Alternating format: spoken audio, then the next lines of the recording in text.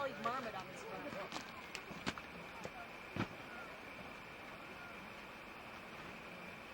Okay, I'm coming. Is that a different kind of camera? Yeah. Oh, hi, Mike. You're standing by the lake. Yeah, that's a different camera.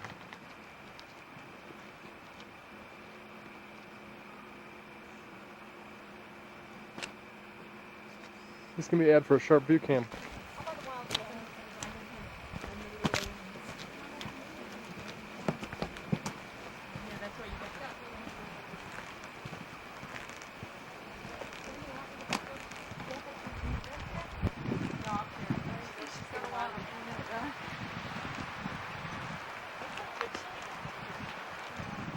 Ken, did you hear the mother calling for her babies?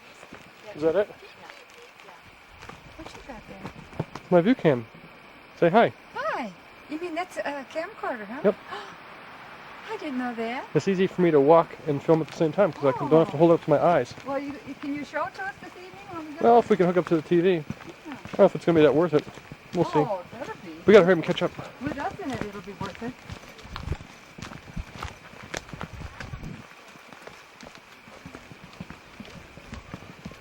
Jelly up here or behind you? If anybody sees any critters, let me know. It's a camcorder. That means everything I say is recorded. That's the thing I don't like about camcorders.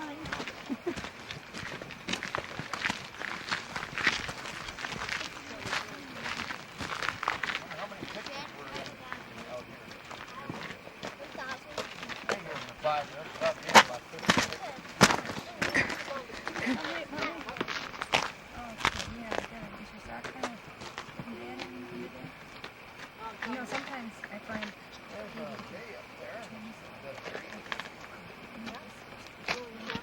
Haven't you already got one like that?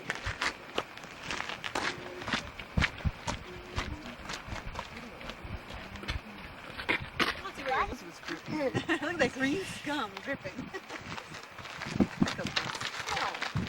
It's warm.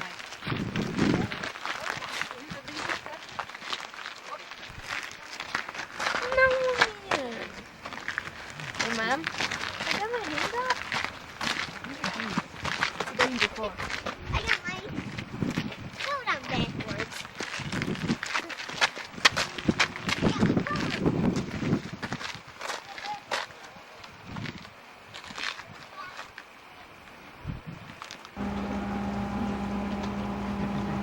Where'd he go?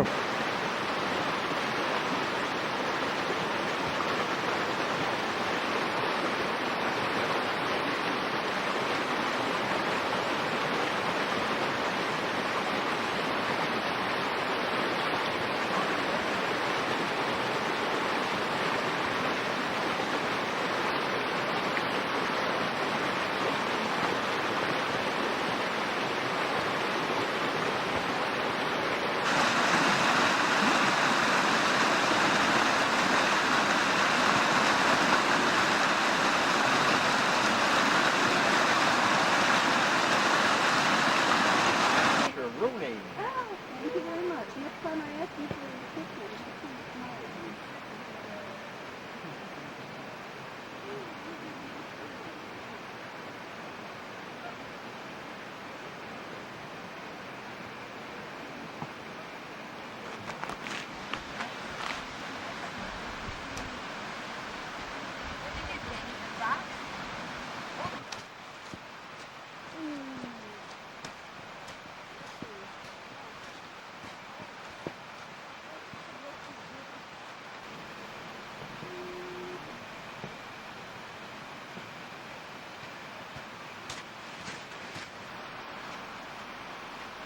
Keep walking. These are my cutaway shots.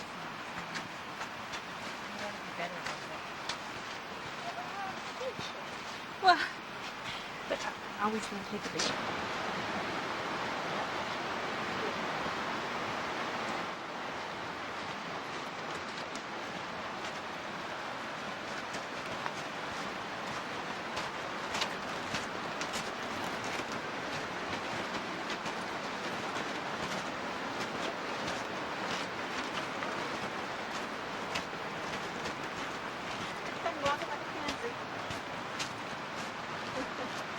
Where's Ellie?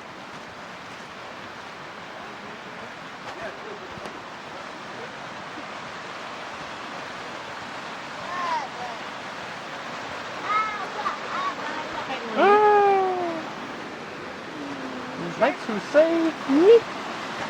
Me? Hi, everybody. Hi, Cinnamon.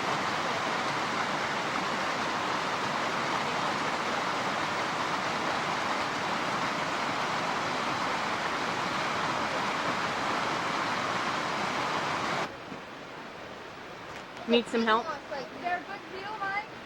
What? Good view? Just a minute here. Excuse me, Karen. Is there a Wait a good second. view?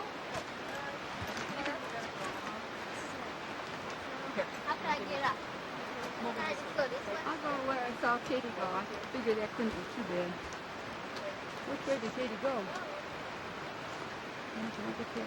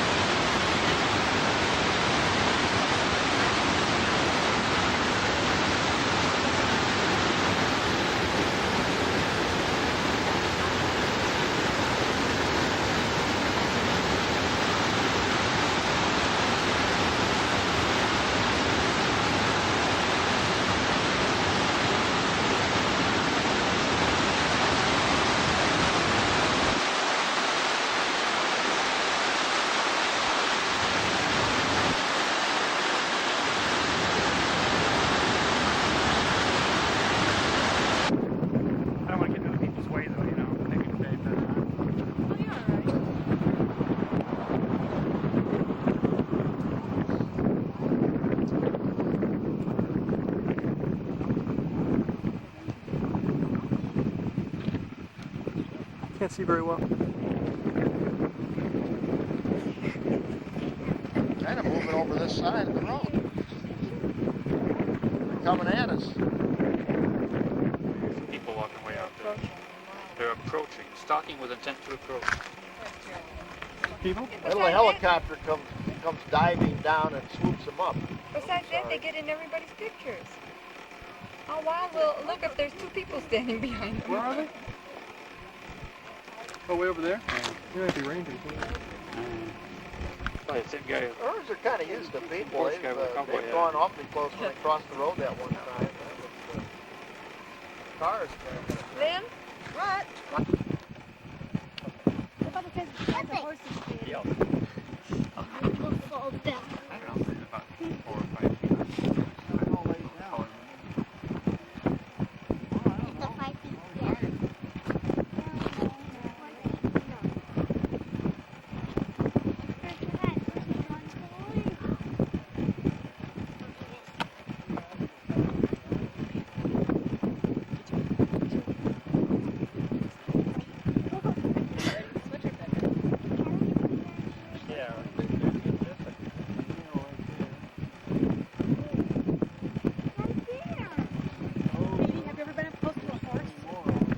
Be back in there, comes down the trestle, goes down here, and then he crosses a low bridge, and then he comes here. So he'll be up in here pretty soon. In other words, It's a pretty good little show.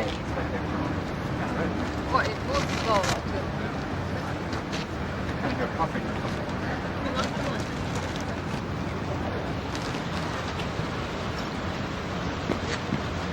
Hi, Ellie. Hi, Kenny. Selamat sore, siang. Siang. Selamat siang. Selamat siang. There goes Pep. And there's Mike. You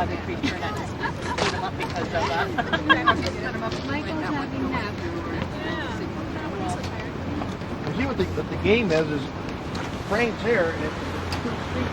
So it's really up and down.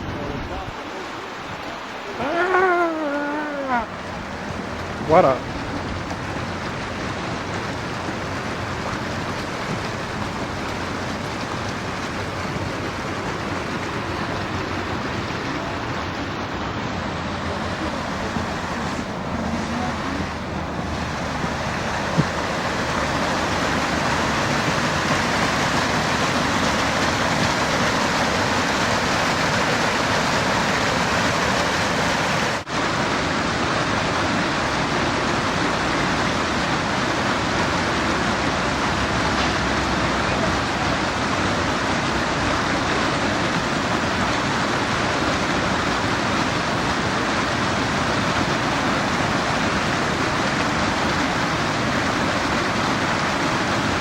Hey, the train's backwards.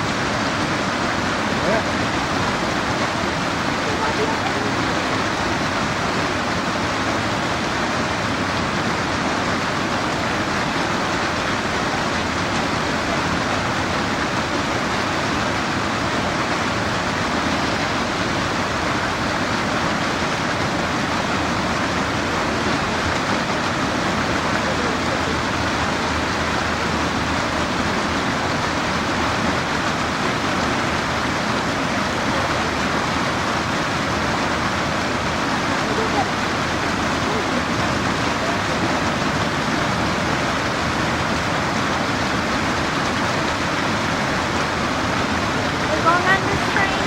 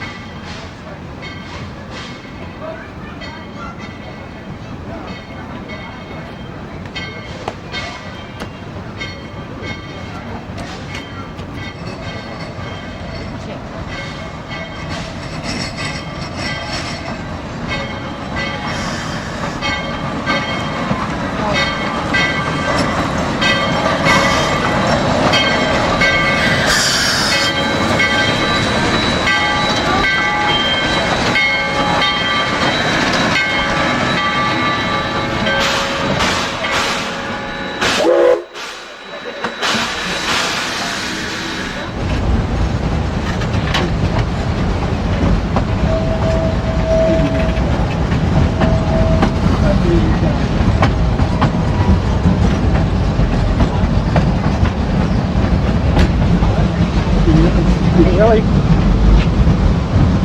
Hi, Jen. give us your Ellie smile. That's it.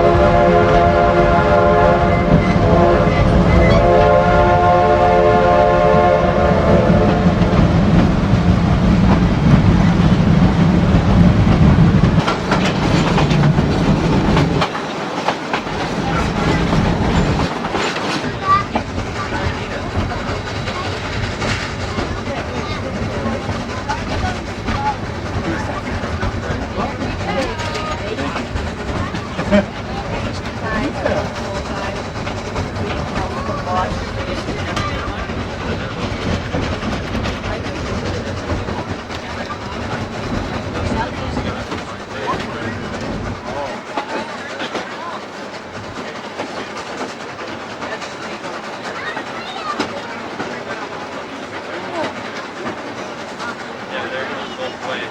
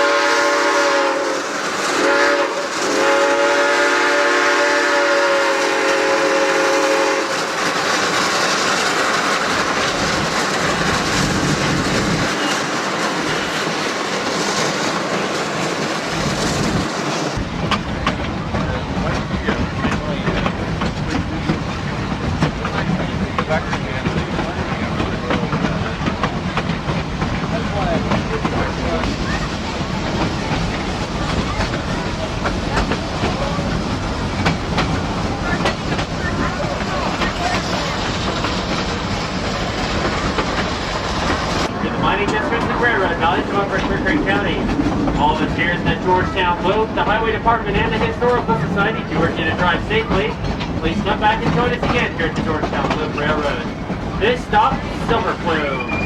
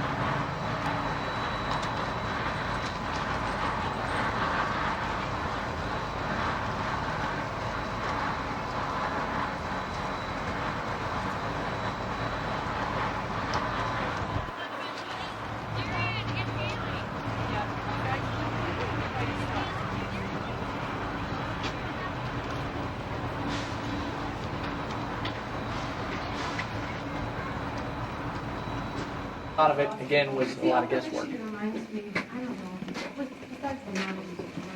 Shift change.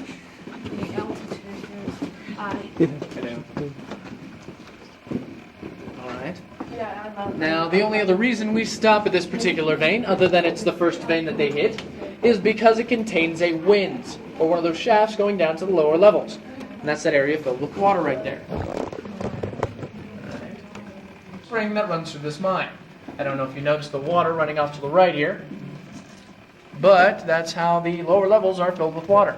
Now, they did have to deal with this water back when the mine was in operation. So the mine manager invented a water pump to try and pump that water out of the lower levels.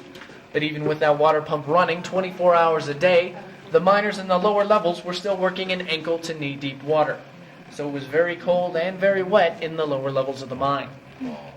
Now, the winze here was 60 feet deep, from this level down to the lowest level of the mine. And all they had at that time were ladders. Right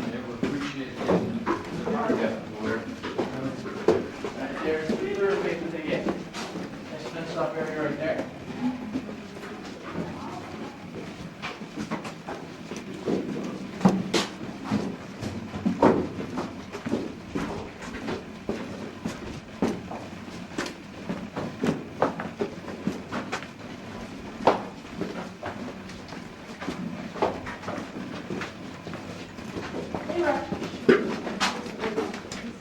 At the drill bit, then shaking and turning it.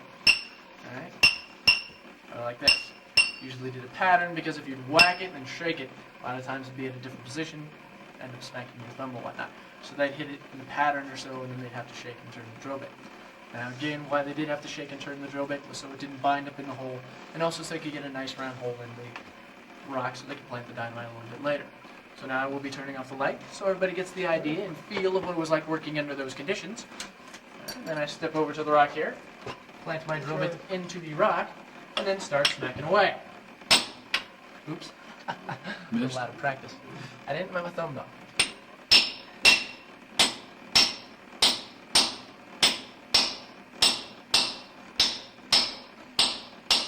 Now that's what they would be doing for about 8 to 9 hours a day. Nice and fun, yeah? Doing it for a number of years, whacking away at the rock there. Okay. Now the next tools I'll be showing you are the double jackers tools. Alright, that two-person team. Alright, we have the shaker, the guy that held the drill bit. He would stand in a variety of ways. He would plant it into a rock face. Say this is a rock face instead of a support. Plant feet. So you can see why it was the mother lode in this mine. And after they mined this area out, they turned it into the hoist room. They brought up the steam winch, which was made in Georgetown for this mine. They dug another winch down to the lower levels. You can see that area right there filled with water. Now what they would do is wrap some steel cord around the spool right there on the winch, run it up to some pulleys, which would be attached to that support, and then down to an ore bucket, such as that wooden one right down there, or the metal one which I showed you in the tool shed. Now this made things just a little bit easier for the miners in a number of ways.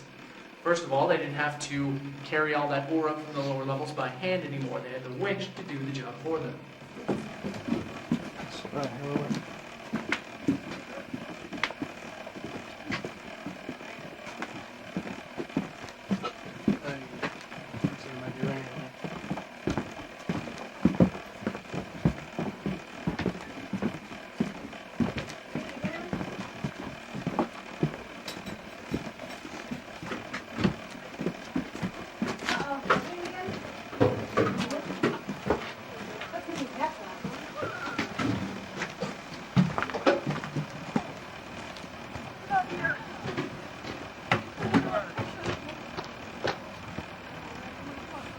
I bet it's raining. It's kind of sprinkling here. Okay.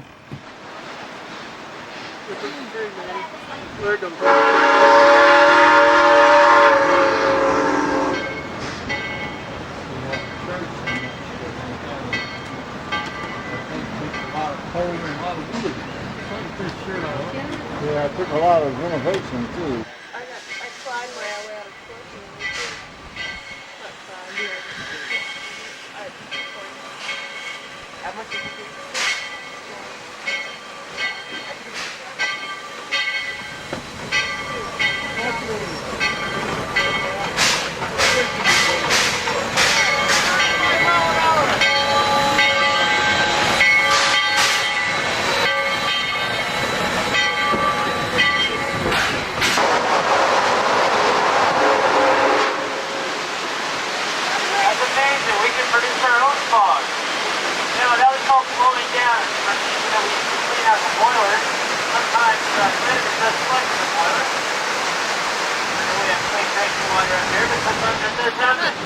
And blowing down is one way to expel the sediment from the boiler system.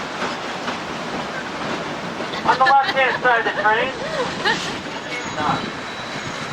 continuing up the valley, on the scenic overlook is the final Great Rocky Bubble. That's the line down from the Hall Tunnel, line that we passed quite a few months ago. See how extensive that line up is. Thanks to the Hall Tunnel was an operating silver mine well into the 1940s. The upper left of the mine up is a big horizontal country tree line. That's the high fill curve where I first pointed out to the ridge view. And you can see how far we've descended. Hi, Ellie. Still, we're far from the bottom. And that twist one to the tree. Real mountain experience.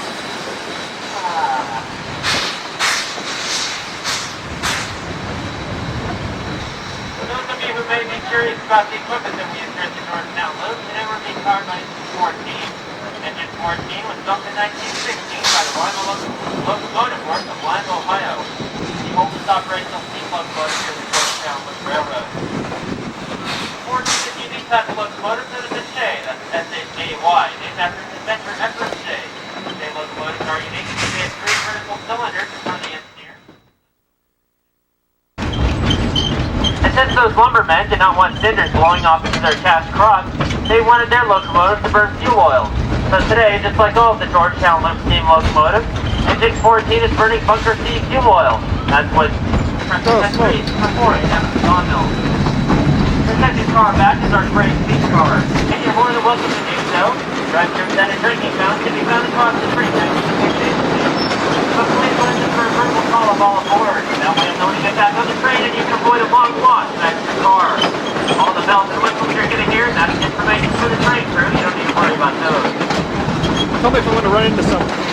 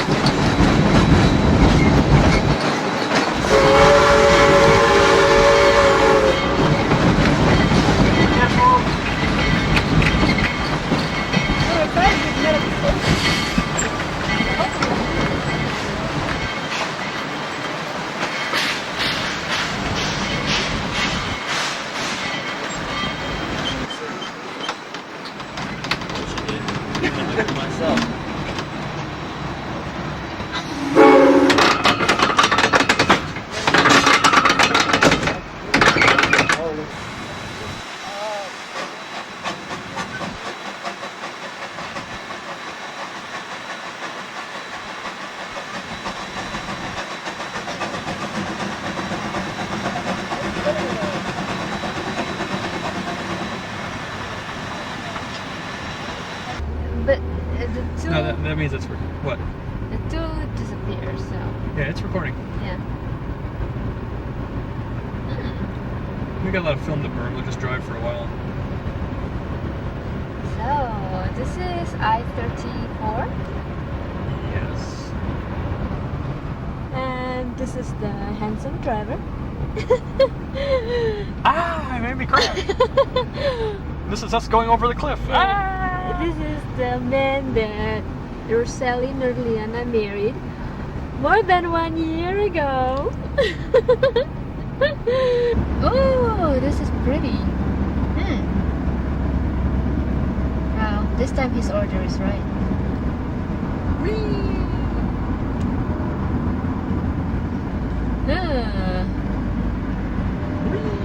The river, look at the river. The rocks, look at the rocks. I'm having fun doing this. I can see the rock and the road.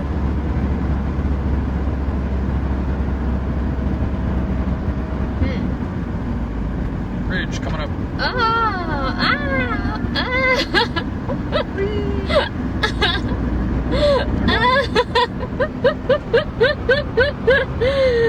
Oh goodness. You better slow down. Yeah. Or we'll get a dramatic crash on tape. Yeah.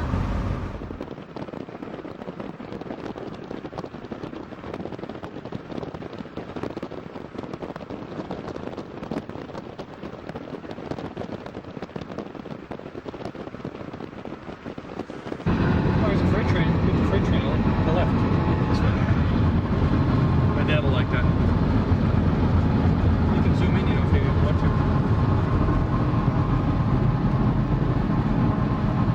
Oh, it's long. See how long it is? It's pretty long. Look.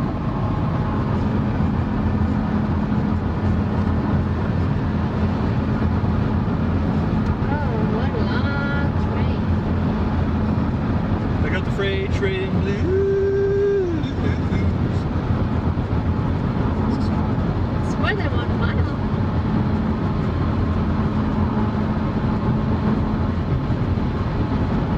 Yeah, it's a long one. Is that the end of it?